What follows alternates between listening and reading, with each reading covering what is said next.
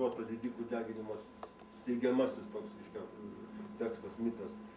Tai po to staiga priduria, kad ten metami Lūšios ir Lokio nagai tą laužą ritualiniu būdu, nes reikės lipti į aukštą kalną, ant kurio laukia Dievo teismas, ir dar po to sako, nors jie pagonys, reiškia, nusistebi, nors jie pagonys, bet jie taip tiki į vieną Dievą, į mirusiųjų prisikėlimą, į paskutinį teismą, ir ten taip įdomiai, dar bent 3 kartus tas pats pakartojama, vis tarsi lyg pačiam netikint, ką jis kalba.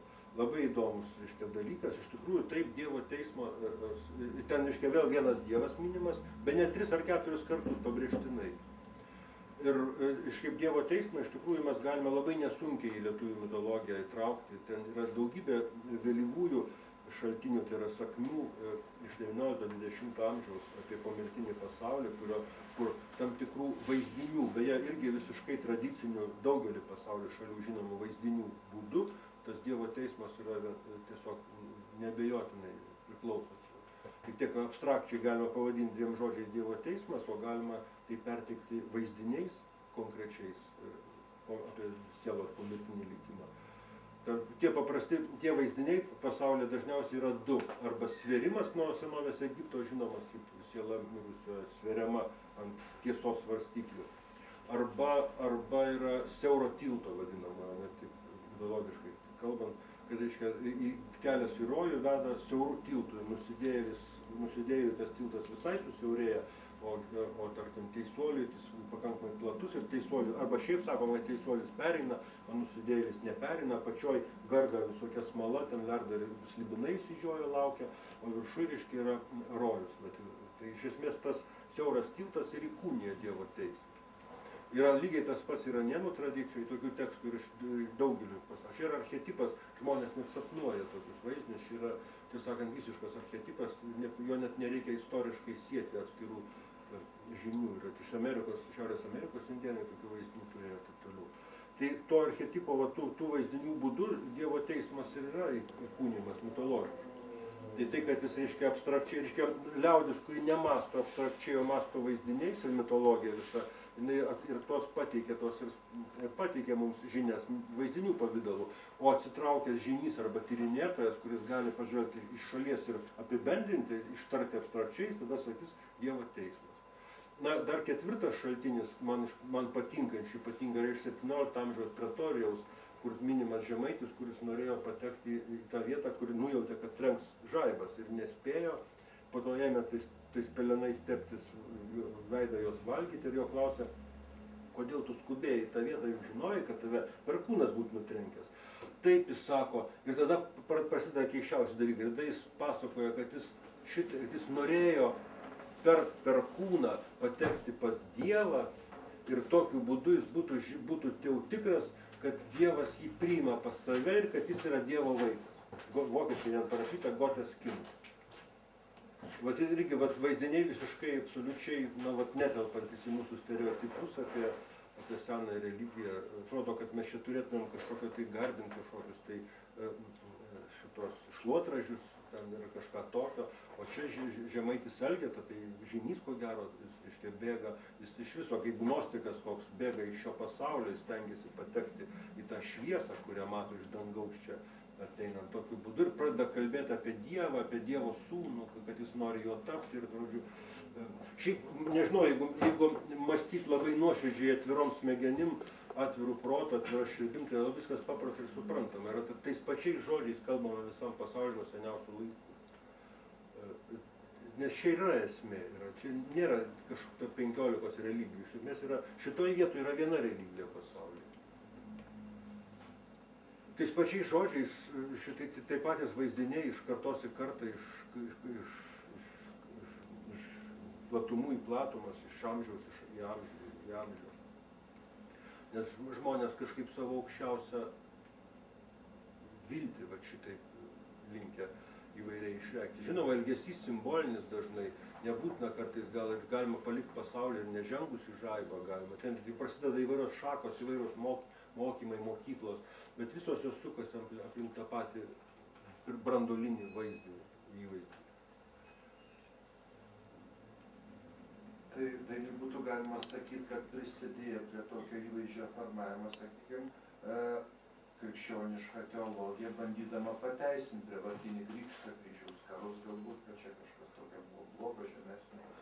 Va čia tai toks yra toks santykis, mat iš tikrųjų, tarkim, na, ir komunistų revoliucija, tas vadinama, jinai vadino ją pasaulinė revoliucija, o mums tai buvo okupacija ir karas, čia vėl kaip žiūrėsi, reiškia, kiekvienas, nu, tai čia toks yra paprastas dalykas, pavyzdžiui, jeigu tu nori pripulti tai žmogaus, duoti jam į snukį, reiškia, atimti pinigus, tai tu nesakysi, vat, mano gerbiamasai, mano, reiškia, o kaip aš tave gerbiu, tu iš tikrųjų irgi žmogus turi žmogaus teisės, mes turim lygus, reiškia, o po to į snukį.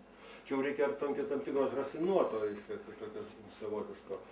Prastai sakom, na, tu šiukšlė, tu nevilink tada į galvą, reiškia į galvą.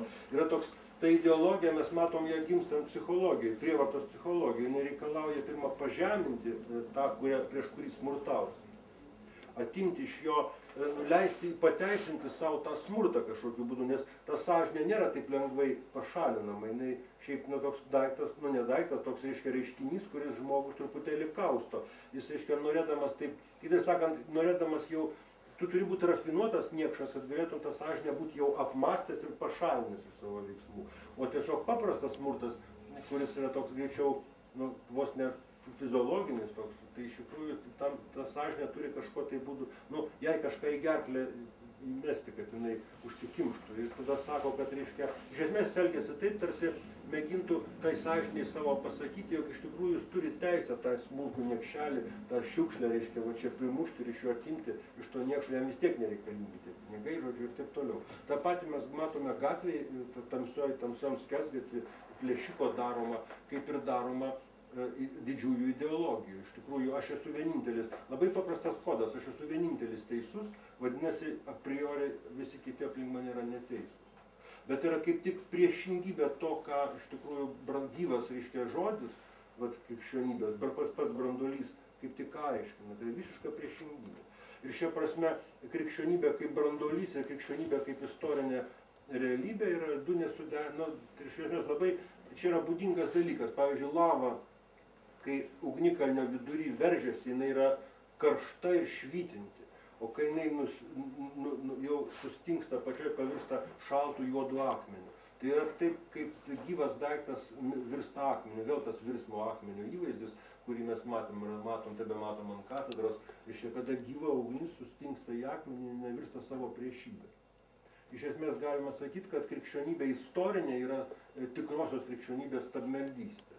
Tam tikra prasme tai yra sustabarintas, jeigu mes bet kokią idėją, reiškia, tarkim, bukai sustabarinam, jinai praranda savo tikrąją esmę, savo syvus, jinai virsta negyvų daiktų sustingusių, ar tai būtų, tarkim, knyga, žodis, kada sakiniai sunumeruoti ir sustingdyti, ten minties, tarkim, ta mintis galima, tarkim, yra priešingas įvaizdis geras, perkūnas gali iš akmens ugnį išskelti. Yra toks, reiškia, būdas, principas, galima sakyti, perkūną prilyginti sąmonės nušvitimui, kuris gali ir iš akmens, ir iš sustingusio daikto tą gyvą ugnį iš esmės atgaminti. Jinai nėra niekur, jos neįmanoma visiškai sunaikinti, jinai nėra akmenį slypi. Tai, vat, norint, galima sakyti, kad vat, teisingas santykis su krikščionybė, tai būtų toks perkūniškas, skelti iš to akmens gyvą kibirkštį. O ta šventa gyva ugnis, jinai vėl nebus nuosavybė niekieno, jinai vėl bus tas pats gyvas žodis, kuris niekad nebus negyvas. Jokia knyga niekada neįmanoma įsiūti jo. Jis kiekvieną kartą gims iš naujo, kiekvienoje naujoje sąmonėje, galima sakyti, vis iš naujo gyvas. Tai čia ir tas toks, ir tas neigi, pavyzdžiui, tapatinimasis su pagonybė prieš krikščionybę irgi stabmeldiškas.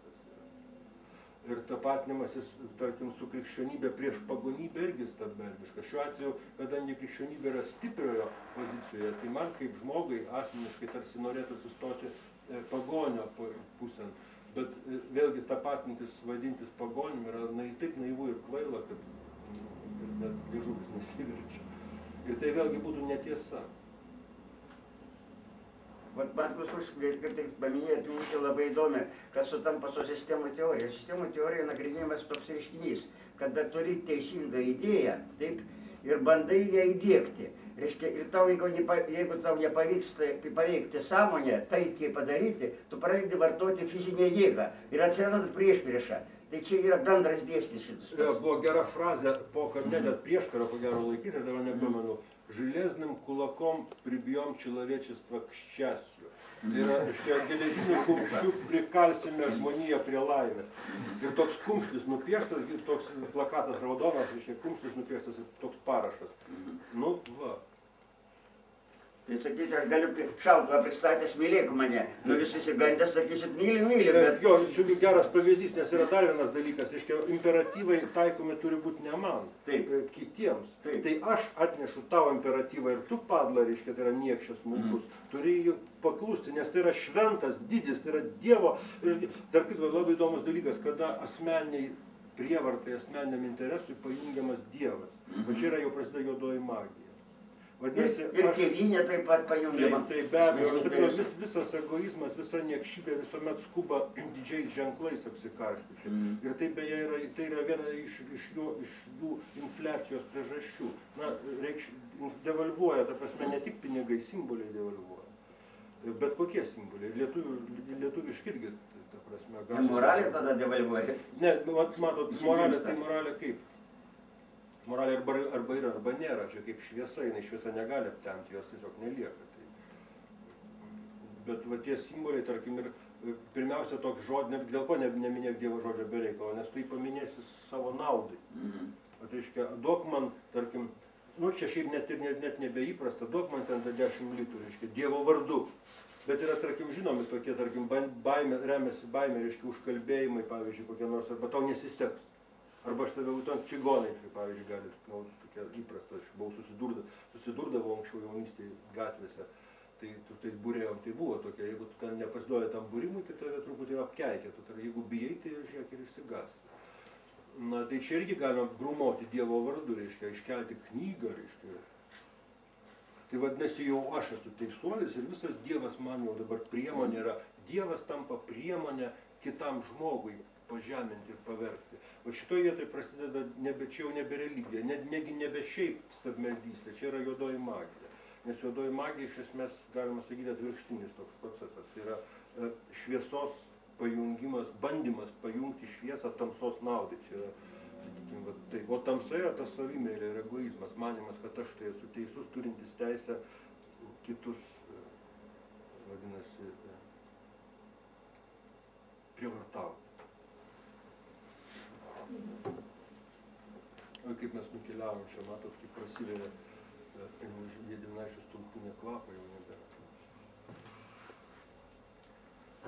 Pabaigos labai padėkosim pranešėjui. Ačiū Jums, nes pas Jūs tokia gera atmosfera.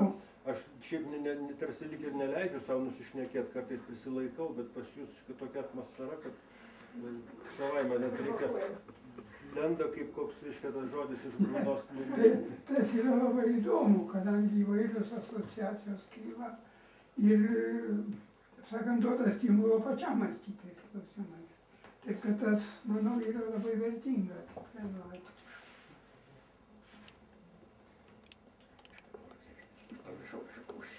Tai gal ir priejom tą pabaigą. Vienintelis nematomas čia.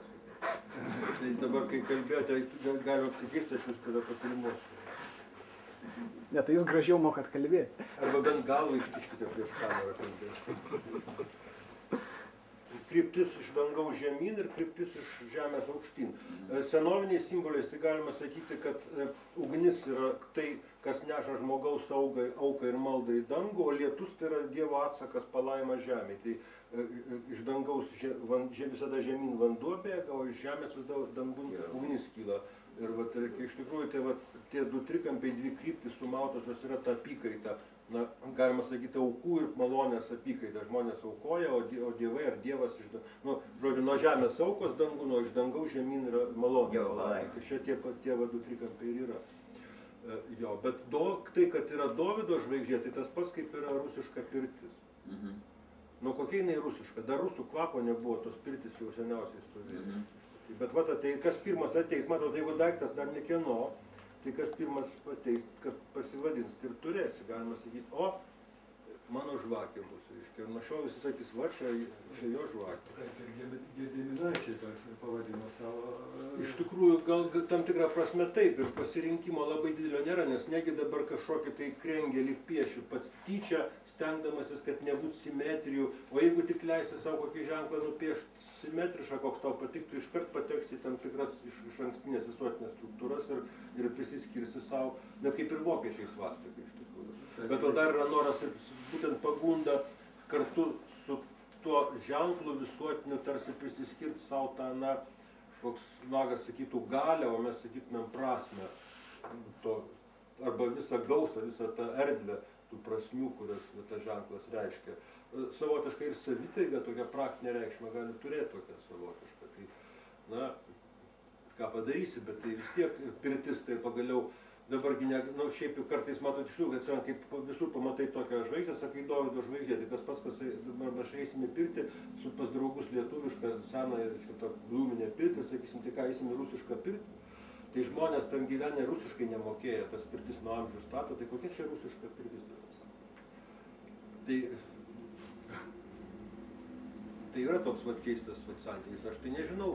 Manau, kad čia vis tiek svarbu suprasti, svarbu suvokti. Jeigu suvoki tos santykius, tai tada nei gaila vadinti to pačiu vardu, nei tas pavadintas daiktas beprilimpa taip smarkiai. Tik tiek kartais riba prieinama, kai tarkim kokio Šrėjo Robindo ženklas judėjimo yra irgi tas, reiškia, sunerti du trikampį ir vidury dar lelyje lotosas, reiškia, plaukia. Tai nepavadinsi Šrėjo Robindo ženklą Dovydo žvaigždė. Nu tada kažkokie istoriniai nesusipratimai pradeda, reiškia, kažkaip kirstis tarsi. O kol jie nesikerta, tai velnias nebūna. O sakykit, dar čia toks klausimas, čia jau Julius matyt uždavė, bet nežinau, gal taip nukrypo mintis. O kodėl visgi buvo tas atsirado tie dar Jogailaičių stulpai, nes Gediminaičių stulpai tie kaip pradiniai, apie kuriuos jūs kalbėjot, ir dar tas tie Jogailaičių stulpai šitam. Ar čia buvo kažkoks pagrindas tam, kad dar reikėjo nuo vieno simbolio, ar... Tai man reikia šitie patys, apie ką jūs... Ai. Tai bet ne, nes tiesiog Jogailaičių stulpai yra tas dvigubas kryžiavonis. Kryžius. Taip. Matot, vėlgi, čia labai paranku visuomet skirti istorinę ženklo reikšmę nuo simbolikos. Čia vėl tas pats kaip su svastika, kaip su visais tais mūsų aptartais dalykais. Tai aš dabar nepajėgus atsakyti, geriau už mane, kad žinote, tą istorinę raidą, yra manoma, kad čia yra su kažkokiu tai iš bažnyčios perimtų ženklų, kažkoks supaprastintas tas dvigubas kryžius, kuris vienas trumpesnis, kitas ilgesnis yra. Aš ten yra kažkokia istorija, bandymas paaiškinti krikščionišką kilmę šitą dvigubą kryžių, bet tarkim simbolika visai kitų kelių eitų. Simbolika žiūrėti visiškai atsiribotų nuo bet kokių istorijų, net nesvarbu, ar prieš tai, tarkim, istorikui būtų svarbu, ar prieš tai buvo, kur nors bent archeologijoje toks ženklas Lietuvoje ar nebuvo. Tai būtų argumentas. Bet simbolikai net nesvarbu, ar tai mes apie Lietuvą kalbam, ar iš vis ne apie Lietuvą. Tai yra labai panašus ženklai, kuriais labai trumpai drūtai simboliškai žymimas pasaulio medis. Tai yra laja ir šaknys. Tie ženklai vienas iš įvairesni truputėlį negu vien tik tais toks, negu vien statmenais, reiškia, skersinukais perbrauktas tas tulpelis. Yra dar tokie, kur, tarkim, sudaro panašią raidę į rusų alfabeto Ž dydžią, jeigu įsivaizduojate. Tai yra toks lygtais, reiškia, na, vidury yra toks tarsi X-as perbrauktas per vidurį vertikalių pagaliukų. Tik tiek, kad, reiškia, tas galėtų tie apatiniai truputėlį net ir žemyn patolti, reiškia, nuo to kryžiavimas. Ir nebe X-as būtų truputį, ir tada susidaro, vėlgi, tai yra atseit pasaulio medis. Irgi pavadinimas sąlygiškas, nes jie aptinkami dažnai, aš bent žinau, kad Azijoje, Sibire, senosios archeologinėse aptinkami ant akmenų iškalti, tai tas pavadinimas pasaulio medis toks irgi, matot, vėlgi tas simbolis yra toks visapimantis, norint galima jį laikyti žmogų. Tiesa, tada vyrų, nes atsiranda tarp apačioj paprastas struktūrinis elementas. Bet vėlgi, nes nenutolsime, nes žmogus ir medis vėlgi yra ta pati struktūra. Čia vėlgi mes grįžtame, kaip ir čia, reiškia, dabar žiūrint, kaip mes pakelsim. Jeigu labai pakelsim rankas kojas, tai gausim tą Michelangelo, ne Michelangelo da Vinčio, atsiprašau, tą, reiškia, žmogų rate. O jeigu mes ištiesim rankas kojas, mes gausim tą patį, vyro atveju gausim tą patį dvigubą kryžių. Čia yra struktūra tokia, kad iš tikrųjų yra, tai yra medis patogiausiai įsivaizduojamas, nes jo paprastai yra įsivaizduojamas simetriškai laja ir šaknis kaip du išsišakojimai. O pats paprasčiausias iššakojimas yra kryžiukas perduotas.